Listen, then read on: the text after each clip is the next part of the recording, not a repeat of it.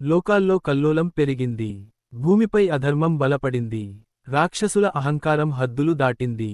ధర్మం క్షీణించడంతో మానవులు భయంతో, బాధతో దేవతలను ప్రార్థించారు. ఆ ప్రార్థనల ప్రతిధ్వని దేవలోకాన్ని చేరింది.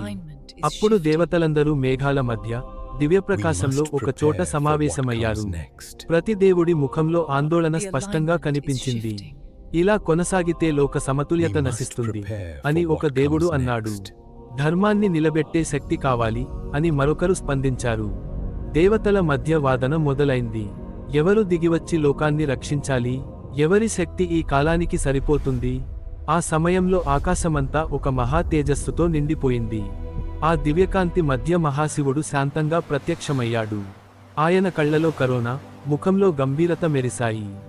శివుడు అన్నాడు, ఇది కేవలం యుద్ధం కాదు, ఇది ధర్మం మరియు అధర్మం మధ్య పోరాటం. దీనికి సమాధానం ఒక్కటే. ఆ మాటలతోనే ఆకాశం మరింత ప్రకాశించింది.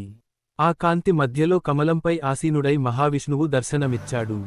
ఆయన రూపం శాంతి, శక్తి, దైవత్వానికి ప్రతీకగా ఉంది. దేవతలందరూ భక్తితో చేతులు జోడించి నమస్కరించారు. మహావిష్ణువు మృదువుగా పలికాడు, ధర్మం తగ్గినప్పుడు, భక్తులు బాధపడినప్పుడు నేను అవతరిస్తాను. ఇది నా వాగ్దానం. ఆ మాటలతో దేవతల హృదయాల్లో ఆశ చిగురించింది. వాదనలు ముగిశాయి. సందేహాలు తొలగిపోయాయి. ధర్మం మళ్లీ స్థిరపడబోతుందన్న విశ్వాసం దేవలోకాన్ని నింపింది.